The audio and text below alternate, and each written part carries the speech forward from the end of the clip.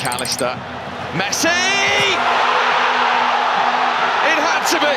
So Messi proved he is the greatest at this year's World Cup with shots like this. What a goal, and it appears that the Messi-Ronaldo debate is over, and one of Messi's fans thought that they'd won £15,000 back in him. But after the bet had won, Coral Bookmakers are refusing to pay out. Now, I've looked at this a little bit deeper here because Liam Manifold, a 30-year-old maintenance engineer from Staffordshire, placed a bet with Coral Bookmakers in their Horn-in-Low shop on the 11th of November, nearly 2 weeks before the World Cup started. For context, Coral is part of the Entain Group, one of the biggest betting companies in the UK, registering an annual revenue of over £1 billion last year. Now, Liam placed a treble bet combining 3 outcomes with their prices carefully listed next to each selection. The betting shop staff checked the slip, registered it on their internal system, and wished him the best of luck. It's worth noting that this was 3 months after the parent company Entain had vowed to improve their due diligence and checking procedures when they were fined £17 million by the UK Gambling Commission for putting commercial considerations over compliance. It was the second time that they've been found guilty of such failures by the Gambling Commission, which is pretty mad when you consider that large betting companies like Entain spend millions of pounds on identifying consistent winners, reducing their odds and restricting their stakes, and even identifying their handwriting on betting slips with the use of artificial intelligence. They could easily reduce problem gambling and improve staff training and digital systems if they wanted to. So here's Liam's betting slip. It shows Argentina to win at 11-2, Messi to be player of the tournament at 9-1, and Argentina and France to be in the final at a price of 22-1. Now, they're big prices, but you have to remember this was a bet placed a couple of weeks before the World Cup had even started. But the most significant thing about this betting slip is the fact that it clearly states treble at the bottom there. The combined odds for this treble are 1,494-1. At a £10 stake, that gives a total return of £14,950, just shy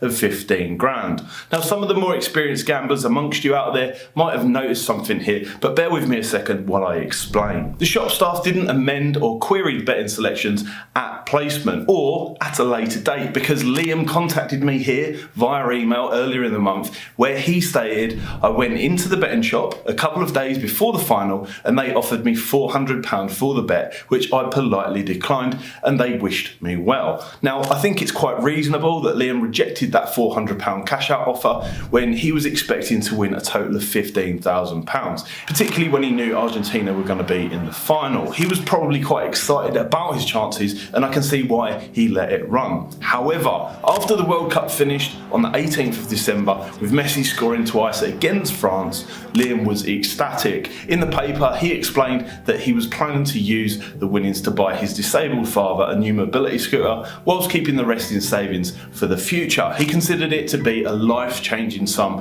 of money. Now, for context, it took Entain less than 8 minutes to take that much money last year. However, when Liam went in to collect the winnings on the 19th of December, things started to go a little bit wonky because on collection, Coral refused to pay out the £15,000 winner because it was a related contingency. They said that they were changing the odds of the original bet after it happened, offering him around 4.4% of the total payout in comparison to the original figure. I can only imagine how frustrating that must have been. Now, I'll share what Coral has offered Liam, and the spokesperson has said in just a second, but regardless of terms and conditions, this is quite worrying because what's the point in writing anything on the betting slip if it doesn't count later on? It hardly seems fair and open as per the company's licensing conditions with the Gambling Commission. To briefly explain what a related contingency is for those who are unaware, it means that the betting price should have been smaller because the different outcomes were closely related to each other, such as the likelihood of Messi being player of the tournament and also playing for Argentina in the final. Now, from my perspective, this is not about if the bet should have been offered. It shouldn't have. It's about accepting responsibility for the fact that it was accepted and documented and not challenged by the staff until after it had already won. So who's responsible here? Argentina won, Messi was the best player, and France were in the final. Liam placed a bet in good faith. Coral chose to offer that betting event. They chose to offer the prices for them. They accepted the bet and they registered it on their internal system, and their internal system accepted it. The Gambling Commission's second licensing objective is to make sure that betting is fair and open. Yet somehow it appears all of this responsibility is on Liam here. Because if he makes a mistake, he loses his money. And if Coral make a mistake, it also appears that he loses his money. Now, Liam spent 2 weeks going through the company's complaint system with no success, and at this time of production, IBAS is still investigating this matter with a further 9 weeks to respond. Now, one thing to consider here is that Liam may not have wanted that bet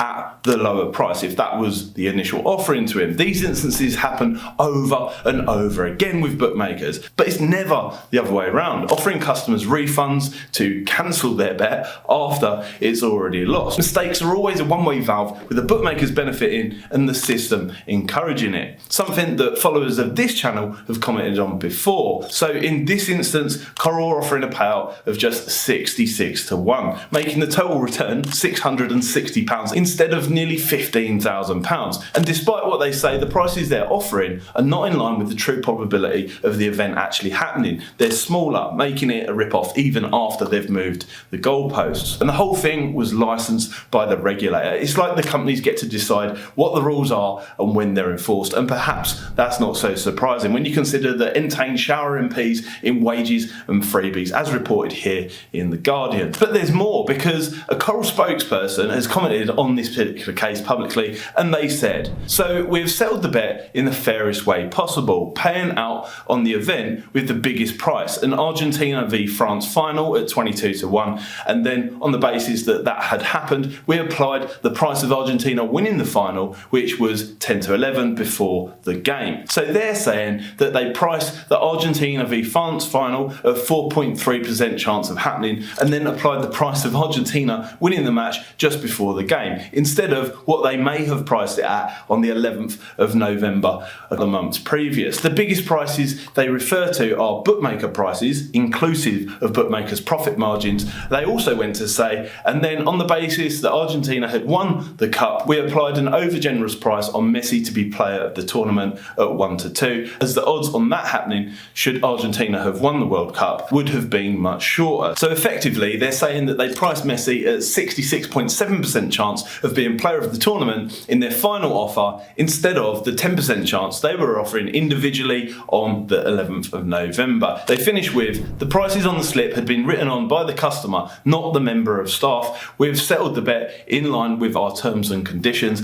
and we've made a very fair and generous offer for the settlement of the bet that exceeds what would have been such an eventuality had the customer asked for rush-specific treble on November the 11th. And there it is, terms and conditions, the real thing they wanted to say all along, which really translates into, we're covered and we don't care, we're just going to keep the money. But I guess nobody should be surprised, because this is exactly what bookmakers do, and the government allows it. Just like this instance where Sky Bet claimed that Messi's shot wasn't on target, despite the fact it would have gone in the goal if the goalkeeper hadn't saved it. Thanks for watching, I'll see you next time.